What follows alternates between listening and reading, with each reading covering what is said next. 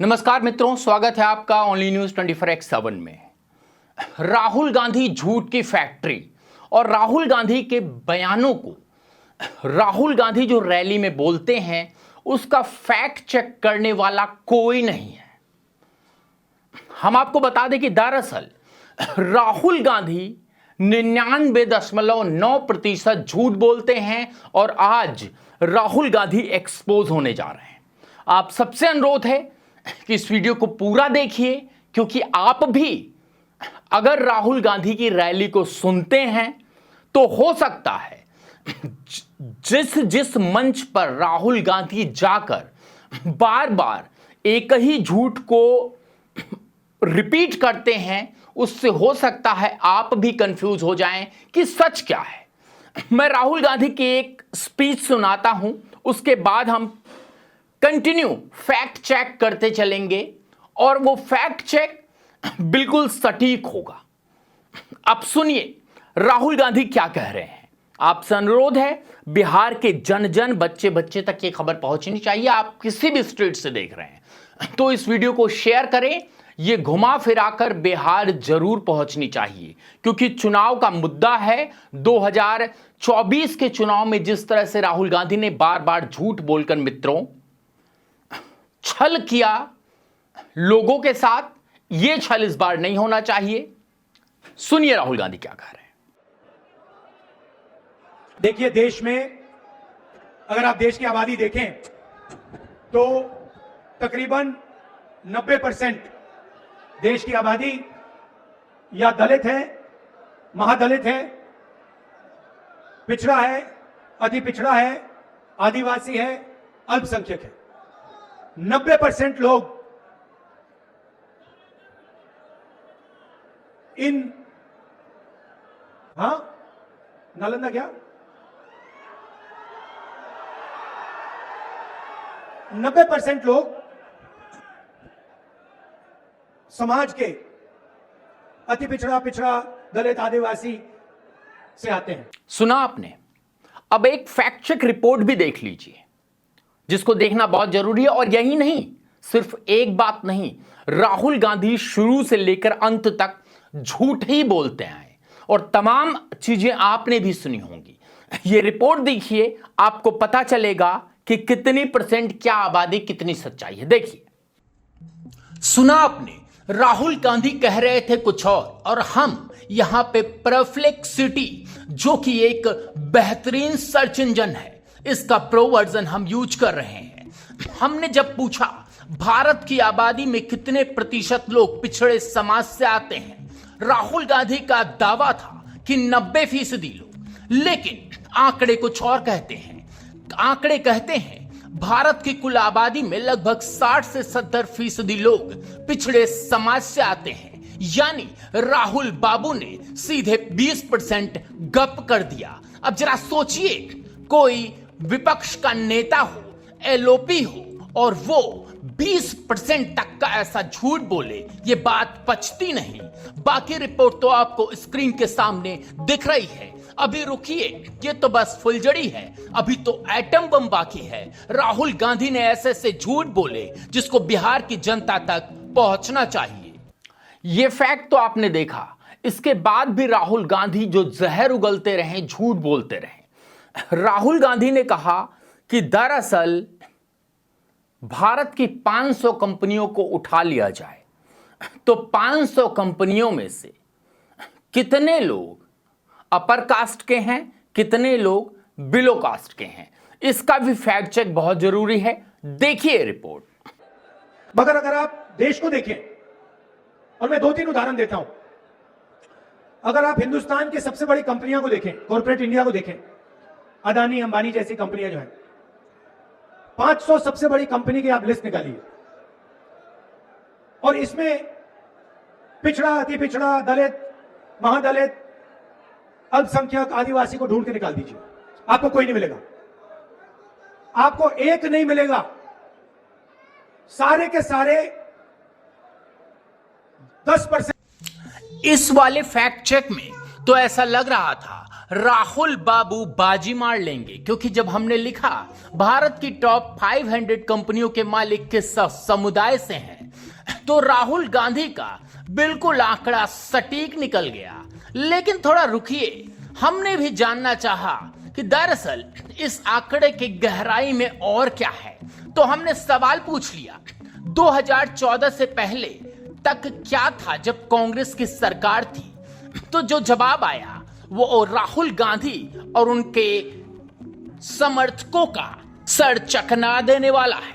जी हां, हमने जब इसमें सर्च किया तो समझ में आया कि दरअसल 2014 से पहले जब कांग्रेस की सरकार थी तो उस वक्त हालत ऐसी ही थी, बल्कि जब से मोदी सरकार आई है उसके बाद से अब हम हाईलाइट कर रहे हैं। ये देखिए, संक्षेप में 2014 से पहले यूपीए सरकार के कार्यकाल में व्यापार घाटा तेजी से बढ़ा, आयात निर्भरता थी और सामाजिक रूप से पिछड़े वर्गों का आर्थिक भागीदार सीमित था।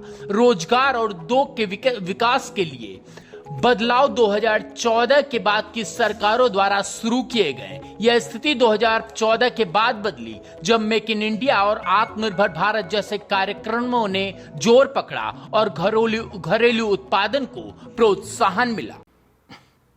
राहुल गांधी ने एक बहुत बड़ा झूठ और बोला।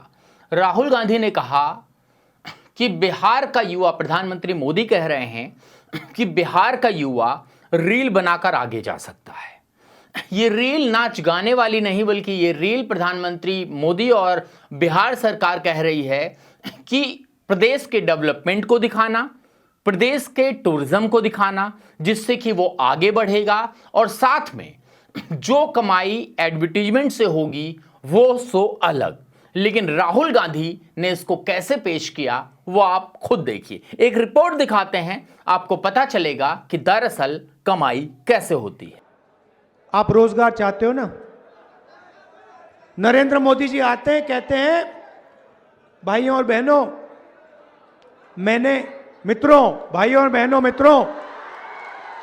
मैंने डेटा इतने कम दाम पे बेचना शुरू किया है कि बिहार के युवा आज रील देख सकते हैं, रील बना सकते हैं, फेसबुक पे जा सकते हैं, इंस्टाग्राम जा सकते हैं, देख सकते हैं।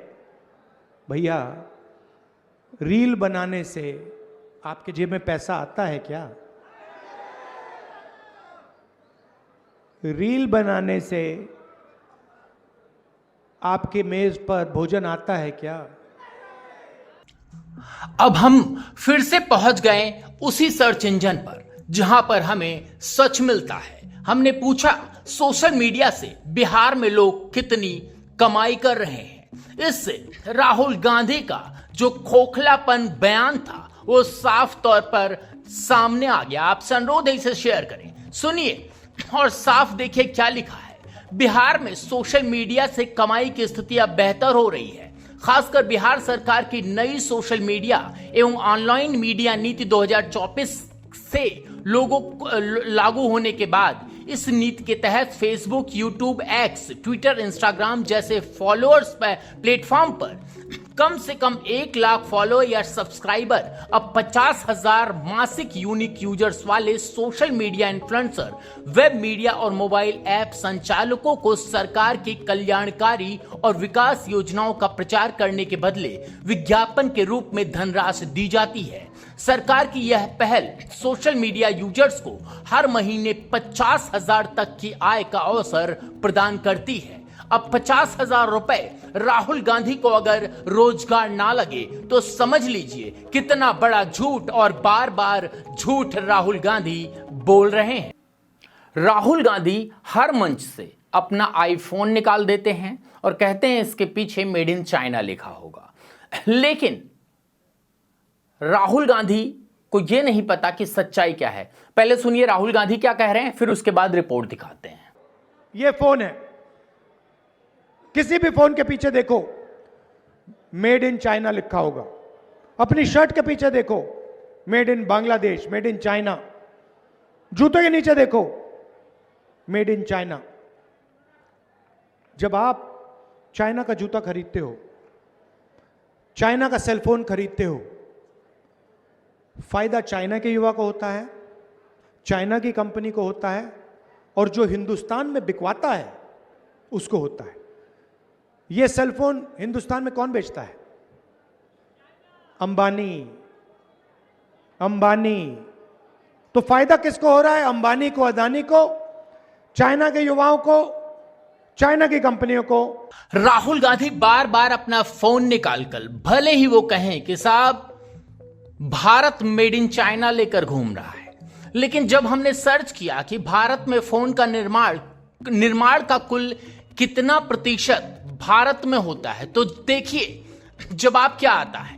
भारत में मोबाइल फोन का निर्माण अब देश के कुल निर्माण का लगभग 99.2% है। यह आंकड़ा लगातार बढ़ रहा है और पिछले कुछ वर्षों में भारत में मोबाइल फोन के देशीय उत्पादकता में भारी वृद्धि देखी गई है। ये आंकड़े क्या कहते हैं आप ध्यान से सुन लीजिए, कान खोल के सुनिए। 99.2 यानी तकरीबन 100%। यानी भारत में जो फोन बन रहे हैं वो भारतीय ही हैं, मेक इन इंडिया है। इससे साफ और स्पष्ट होता है कि राहुल गांधी केवल और केवल या तो बिहार की जनता को, बिहार के वोटर को बेवकूफ समझते हैं या फिर वो खुद बेवकूफ है। बहुत दिनों से लगातार राहुल गांधी नालंदा यूनिवर्सिटी का जिक्र कर रहे हैं अपनी रैलियों में, अपनी सभाओं में। राहुल गांधी नालंदा यूनिवर्सिटी को क्या कह रहे हैं उनका सच भी जान लीजिए, उसके बाद एक रिपोर्ट दिखाते हैं और आपको समझ में आ जाएगा कि दरअसल नालंदा यूनिवर्सिटी का सच क्या है, और सब कुछ फैक्ट के साथ। कि एक ऐसा समय था जब दुनिया की सबसे बेहतरीन यूनिवर्सिटी नालंदा यूनिवर्सिटी बिहार में हुआ करती थी। सही बात है, लाइन लगती थी। चाइना के लोग, जापान के लोग, कोरिया के लोग, इंग्लैंड के लोग लाइन लगाते थे, हमें नालंदा यूनिवर्सिटी में जाना है। सबसे बेहतरीन यूनिवर्सिटी थी दुनिया में। नरेंद्र मोदी जी को यह बातें नहीं आती। अब राहुल गांधी के इस नालंदा यूनिवर्सिटी वाला जवाब तो ढूंढना पड़ा। हमने टाइप किया नालंदा यूनिवर्सिटी में क्या विदेश के लोग भारी मात्रा में पढ़ने आते थे 1947 से 2013 के बीच। हमने ये साल इसलिए डाला क्योंकि उस वक्त कांग्रेस की सरकार थी। तो जवाब आता है 1947 से 2013 के बीच नालंदा यूनिवर्सिटी का नाम आधुनिक विश्वविद्यालय अस्तित्व में था ही नहीं। पुरानी नालंदा विश्वविद्यालय जो प्राचीन काल में थी 12वीं सदी के बाद खंडहर में तब्दील हो गई थी और उसे पुनः स्थापित नहीं किया गया था। इसे नए स्वरूप में नालंदा विश्वविद्यालय की स्थापना पुनर्निर्माण 2010 में शुरू हुआ। फिर क्या हम आपको बता दें उस वक्त नीतीश की सरकार थी जब यह शुरू हुआ। इतने से भी हमें रहा नहीं गया, हमने सोचा क्यों ना 2014 से 2025 तक का डेटा निकाल दिया जाए। क्या पता ऐसा हो कि अब वाकई विदेशी स्टूडेंट्स की लाइन लगती हो। तो देखिए क्या आया जवाब। 2014 के बाद से नालंदा विश्वविद्यालय ने पुनः शैक्षणिक गतिविधियां शुरू की और विदेशी छात्रों का आकर्षण बढ़ा है।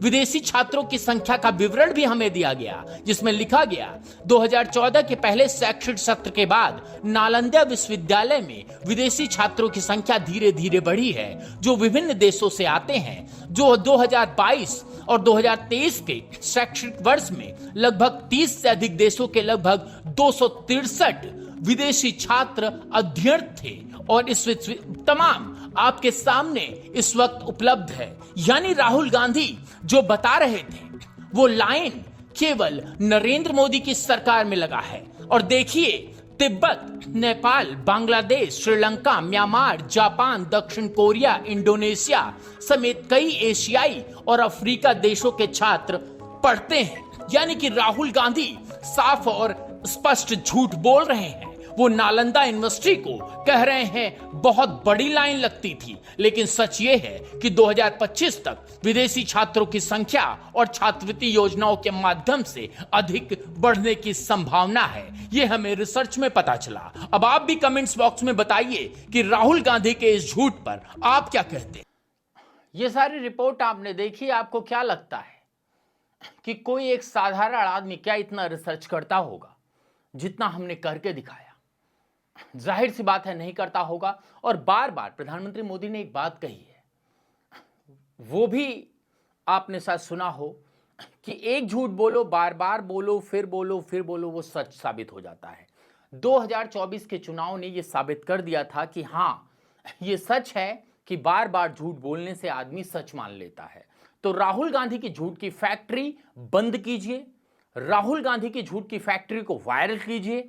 आपसे अनुरोध है, इसे अधिक से अधिक शेयर कीजिए। बने रहिए ओनली इंस्टेंट फ्रैक्शन के साथ। हाँ, आपको लगता है कि हम देश हित का कार्य कर रहे हैं कि तो हमारे नंबर 9717 45 86 53 पर मित्रों कुछ ना कुछ सहयोग जरूर भेजें। बने रहें। बहुत बहुत धन्यवाद।